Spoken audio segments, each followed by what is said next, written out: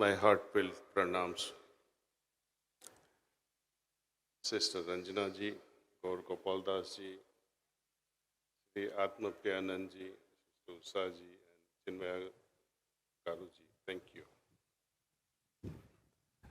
Revered sages who are present here, and my very dear sisters and brothers. Such an opportunity of coming together for a greater goal. The world has witnessed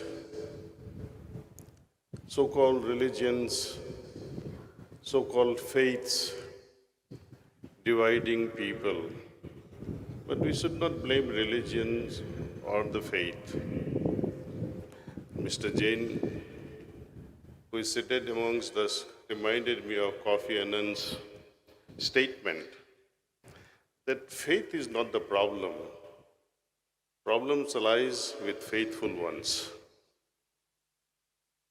Faithful ones are the one who creates the problem unnecessarily. Religion, religious leaders, they have holy purpose. They have promised, they have devoted their lives, they have sacrificed their regular comforts and are at the service of humanity. All these religions are garlands, just as we see beautiful flowers here. Brahma Kumari is blooming with love and fragrance, trying to bring Brahma Vidya. ISKCON movement bringing about, the fragrance of love and bhakti. Sikhism trying to bring something beyond us, trying to bring unification, one God. Islam, peace be upon the brothers and the Prophet. There is no solid brotherhood like the one you will find in Islam. Christianity, full of love and compassion. Buddhism advocates self-efforts, self-penance.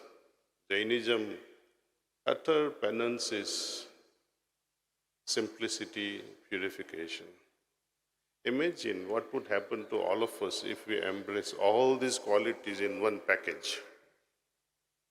Think over it.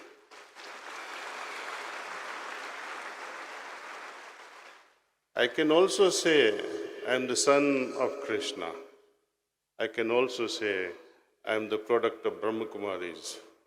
I can also say I am the son of Prophet Muhammad. I can also say I am son and brother of Lord Jesus. And it can go on and on and on, you see. Why must we divide each other? Whenever I find a word like tolerance, I spent almost 30 years in the United States doing business. The word tolerance has become intolerable kind. Everybody's talking of tolerance, but no one has tolerance. Recently, I learned about Ministry of Tolerance being established in United Arab Emirates. And I smile with pity, with my heart aching with such words, tolerance, that I have to tolerate? What nonsense is this? Imagine I tell my wife, or you tell your spouse, honey, I tolerate you. What will happen? Or you tell your guru, I tolerate you. There are some individuals who keep saying that. When you find gurus who are dictators, there are all types of gurus in this world. Some are making money, left and right, sucking the blood of innocent ones. We have to recognize them. Get away from this idea of tolerating the differences. We are not here to tolerate each other. We are here to accept. Acceptance is the key.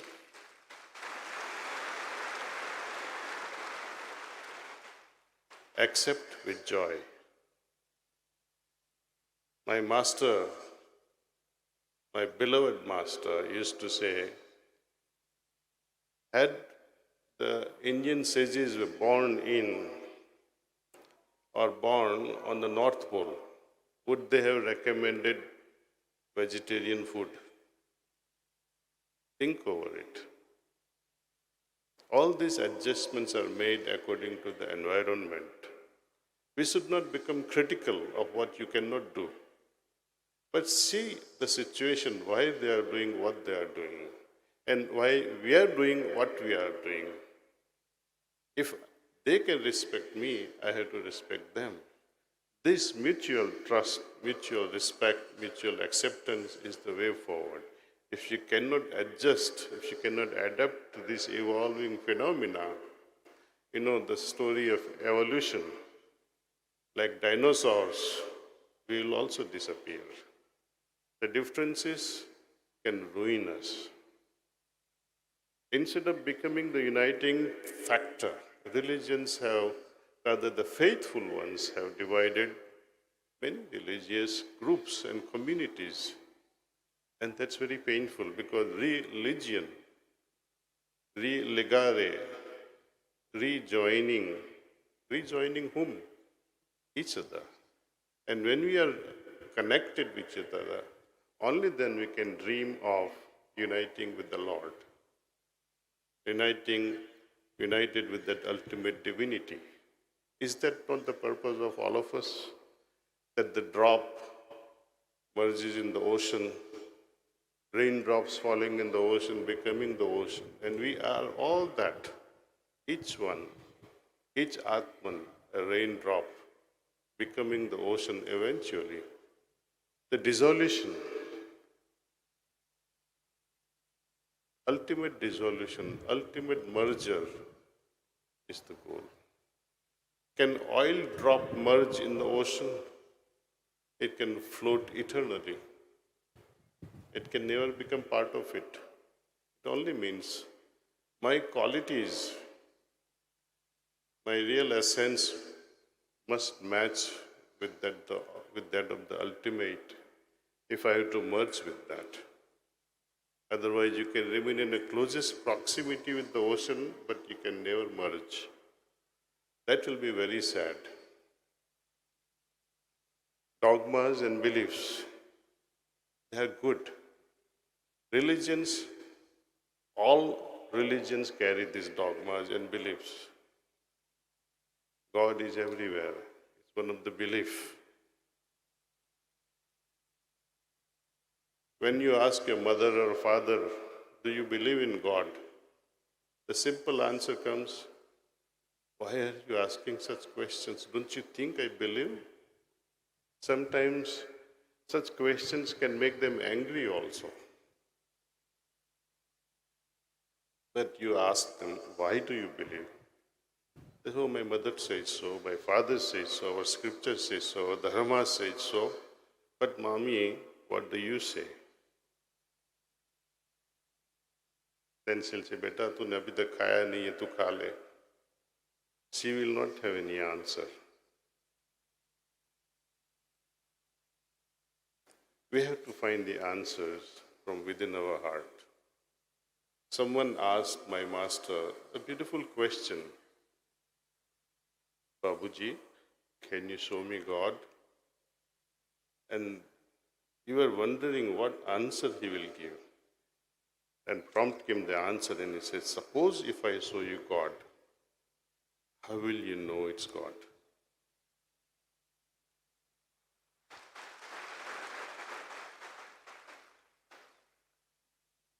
So there comes the role of spirituality.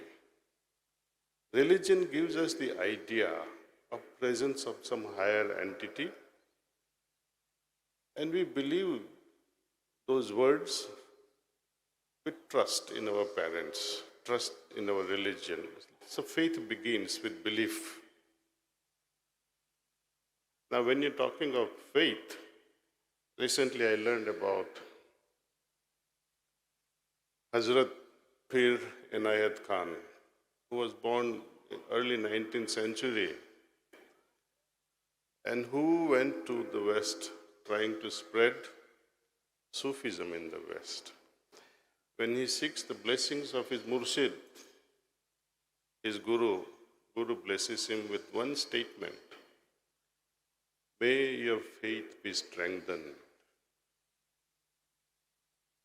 And in the beginning, he didn't realize what he was talking about. Maybe he would say, may you be more successful, may you be more productive, may you be more spiritual. But he said, may your faith be strengthened. Because we have faith, we all have faith, but there is a spectrum of faith. Like we have spectrum of light. Frequencies are from low to the high or high to the lower. Everything has a frequency. So is in the faith, in love. In hate also there is frequency. And how can we strengthen the faith? Just by believing, will my faith be strengthened? No. Faith is strengthened by my personal experience. In science, there is no room for faith. If I throw an apple up, apple is bound to fall. If I touch the electric socket, I'm going to have the shock. I don't have to believe in it. I don't have to have faith in it. Apple is going to fall back. Spirituality being esoteric, the same thing you may do, same meditation you may perform day after day, you perform, another person also performs. Outcome of both will be different. We all meditate in the same place. Each and every one will have a different experience, different result of the process. And each one's results will guide them. Guide them how? To their heart. If you read Vedas and Upanishads very carefully, there is more than 100 times reference to the heart. Lord Krishna also says in Gita, Hridayam Pashyasi. Also, he says, I dwell in every heart of every living being. And think over, where are we searching for God? Vedas, Upanishads, Gita, they all talk of the heart. Presence of the Lord is in the heart. Experience the presence in the heart. But our way of search is outward, is outbound. How can you succeed in such a case? Even when you are face to face with the Murti you worship, with the belief, with faith, with love, with adoration, with reverence, what happens to you there? Have you watched people walking around, waiting in line to enter the Tirupati temple? All with a lot of faith, but as soon as you reach the deity, what happens to you? You close your eyes. And what are you trying to do there? Trying to feel something that may happen in your heart. Isn't it? You could have done that at home also. Even politicians, may there be wisdom in them.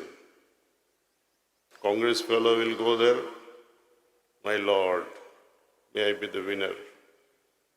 BJP fellow will go there, my Lord, may I be the winner. And they keep throwing cash. You think that cash will be taken to Vaikuntham? You are only fooling gods. And every religion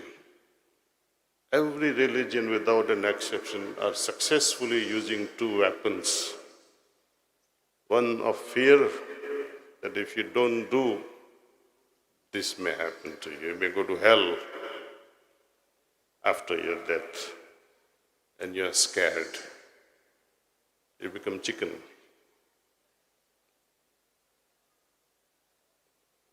And there is another bigger weapon, temptation. Temptation of heaven. All that is being rejected to be performed here, all that celibacy you have penance for, You expect everything reversed in the heaven. You want everything that you avoided be gifted there. This is a transaction. Unwise transaction, foolish transaction. A real spiritual seeker would say, my Lord, I don't even know you. Be honest. Can anyone amongst here, present here, with respect to all, put your hand on your heart and say, I have experienced God.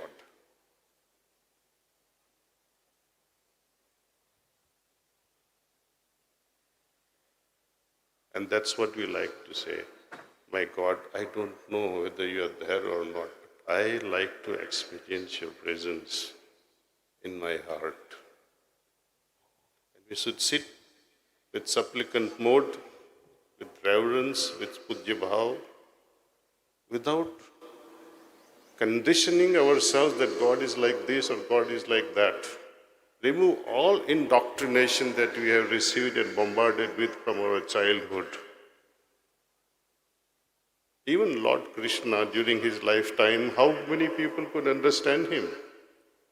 Even Prophet Muhammad, even Lord Jesus Christ, how many could understand these great personalities during their lifetime? Poor fellow was put on the cross. Prophet Muhammad, he was hunted from Medina to Makkah and Makkah to Medina, trying to save his life. People wanted to kill him. Lord Krishna, he was hated by the majority and loved by very few. And who could understand his avatar Purusa status? None. Even when Arjun was sold the universal form, he said, please come back to my friendlier form. I like that one better. I don't like this one. It's very fearful. So even while showing the real form, you cannot recognize.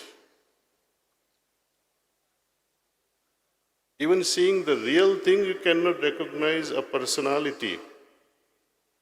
How are you going to understand? By seeing the imageries. Don't talk of Shraddha. It's out of fear and temptation.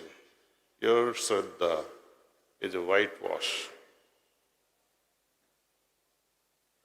When you meditate and make that dogmatic belief, which is good, it's better than not believing. But the next better step would be to experience the presence, to experience the Lord in your heart. That's why we say, my heart is the laboratory.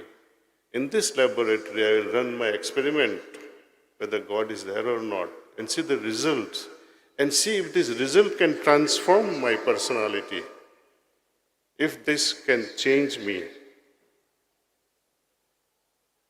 And once we experience, then we say, yes, I have realized my knowledge is verified, my belief system is verified. And the next step will be even more painful. Having experienced creates more pain. I'm telling you this from my personal experience. You will understand this, the tragedy of momentary experience, because you look forward to it again and again. It should have become permanent. So the practices. Let me give you another example, that if you happen to be with your friend, and that friend happens to be one of those Ambanis, many gurus flock around him, enjoy the hospitality of such wealthy people. Next thing what happens?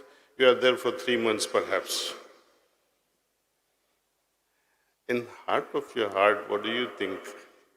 I'm enjoying this, I'm having a great experience, but I wish I was also as rich, isn't it? So divine experiences, however great, They're better than simple knowledge. But I have to become that experience.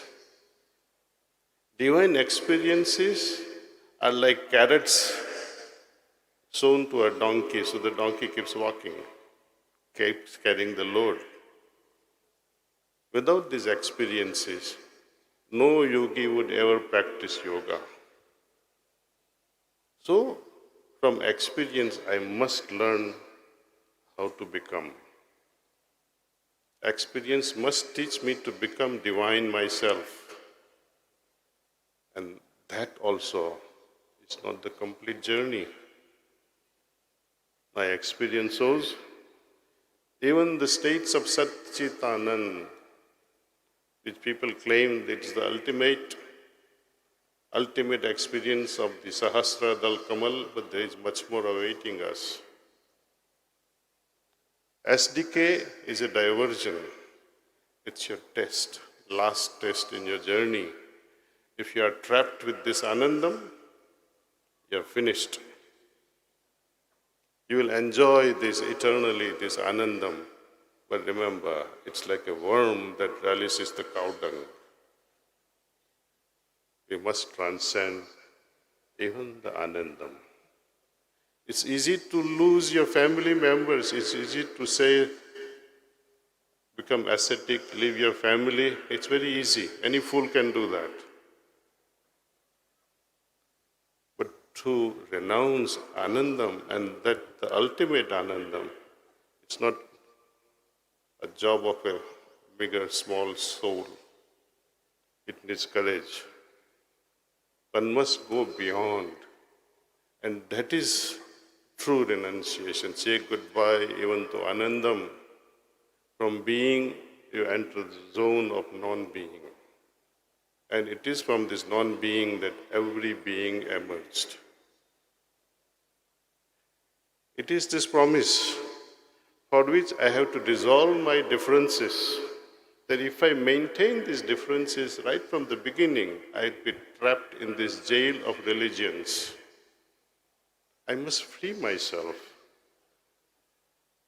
because all these religions are there because of the times.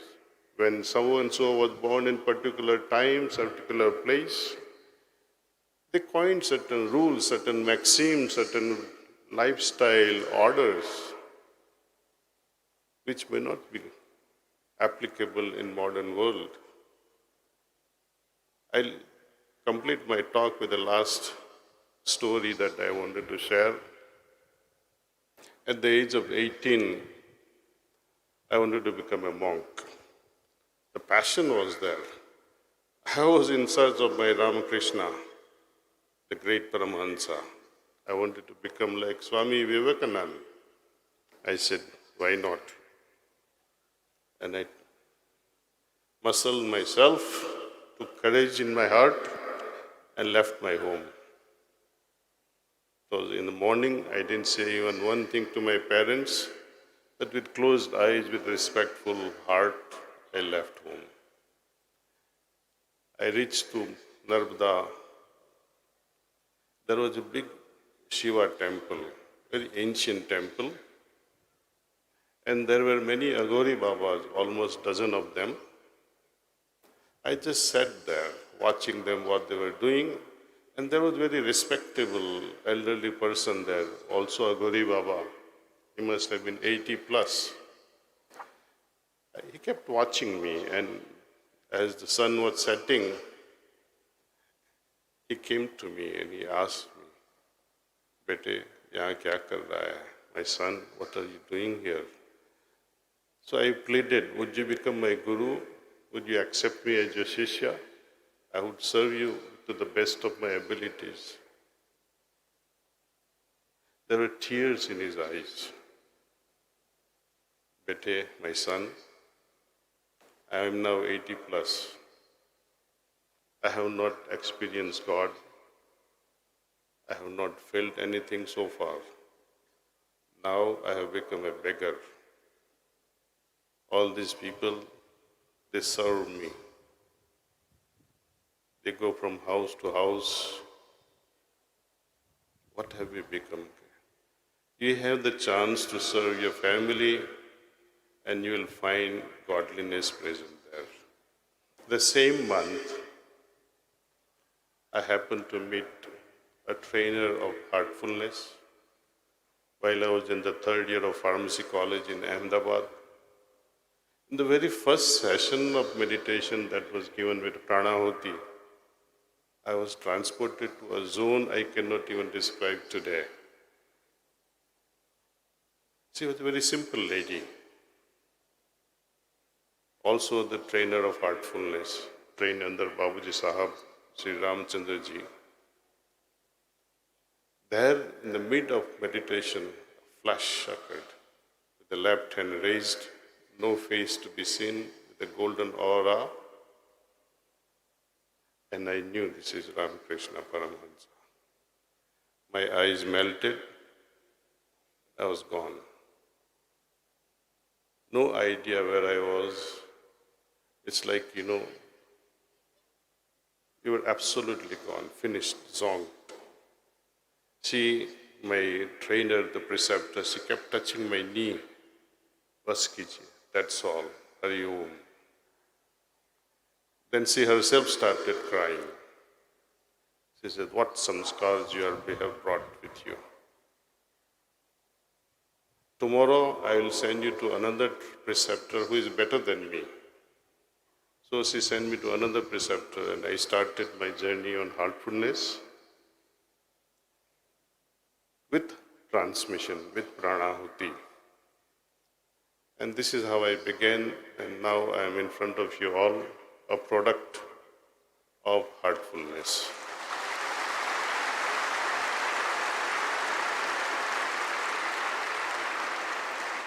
Not a day will repeat.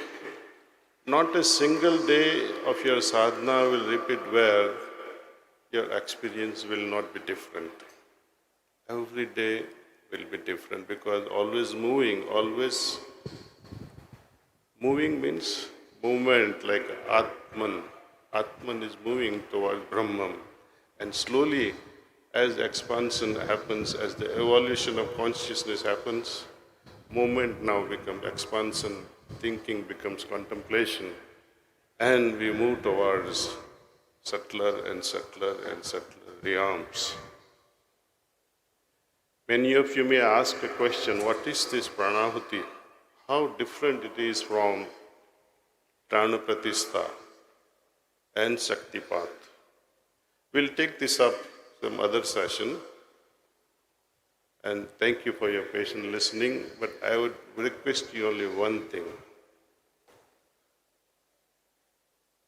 You believe, develop faith only when you have experienced. Pray to God to reveal that. Thank you.